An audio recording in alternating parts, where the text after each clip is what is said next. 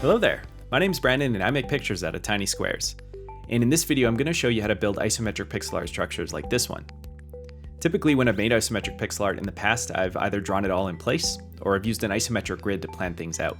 But today we're going to explore a simpler modular workflow for building up these sort of things. To get started, we're going to need a small unit cell that can be used to build up all the components of our artwork. Now, you can think of this as like a small Lego brick that we're going to repeat out and create larger forms from.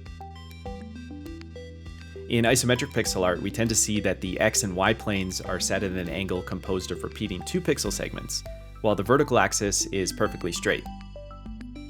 You could of course experiment with different angles for these, and also different rendering styles too, and you'll end up with kind of a different look. For today's work though, I'm using a palette of only 3 colors, and I'm giving it this sort of outlined appearance.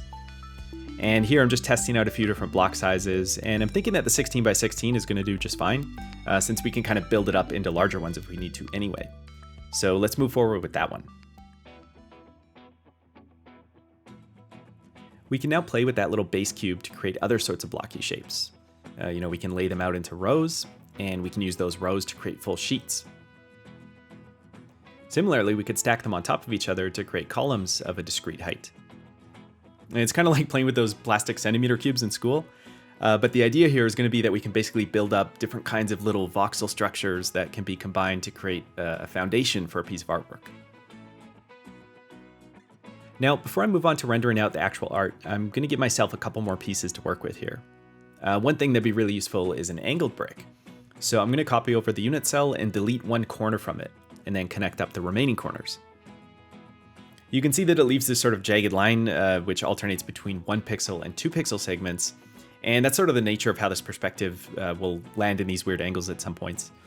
I tend to favor just breaking up the outline to obscure this a bit, but you'd be fine to also just leave it since it'd probably look okay amidst the busyness of the rest of the illustration.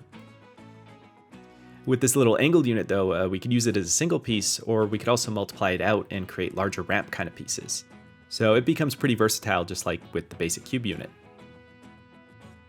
Another thing that'd be useful along the same idea would be a set of stairs. So I'm going to copy over the cube again, and I want to turn that into a small step. Now I've been saying obviously this entire cube takes up an area of 16 by 16, but you can see that the actual height of the block itself, as dictated by the shading, is only 8 pixels tall. And for the small step, I'm going to cut that in half. So I'm going to move the whole top of it down by 4 pixels, and now I'm left with this shallow block. Then I divide that one in half the other way, and erase the rest, and now I've got this little step that can be copied out in repetition to create staircases. As a proof of concept, you can see that once we've got a good handful of pieces, you can just kind of fit these together, and they're all really compatible since they've been built using that same base sizing. So it makes it pretty easy to just experiment with building different kinds of structures by combining them in different ways and different numbers of them. Or again, going off the Lego analogy, you could kind of see what could be made by recombining a certain set of them in a different way. Kind of like when you get bored of the original kits and just improvise something else entirely by harvesting all the pieces. Generally kind of more fun actually too. In this way, it makes isometric pixel art into this kind of like imitation voxel-based 3D modeling kind of exercise, I guess. And I found it to be pretty efficient when compared to trying to actually conceive and draw these more complex forms totally from scratch. So let's take this into the final phase by actually creating some artwork from all these bricks. Here I've got a set of pieces that I've pre-selected, and if I just Jedi mind trick them into place, there we go. You can see how they all fit together to form this small structure. One approach from here could be to paint over the structure just like this, but what I'd like to actually do is create the artwork from all of the individual pieces separately, and then recombine them again. Because then it would mean that each of those pieces could be used on its own outside of this exact configuration. So it's creating a sort of modular system where we could actually assemble similar buildings in this style from those same pieces. My only concern was the potential that the final product could lack some cohesion because all of these have been handled individually. So it is important to keep in mind maybe the final vision to some degree. In this case, I was thinking of turning this into a small radio communications hut kind of building, and I've stuck an antenna on the piece that's going to go beside the building. And I think that one's really going to be the focal point here. Everything else was a bit of light detailing, and also just making sure to get rid of most of the underlying grid pattern.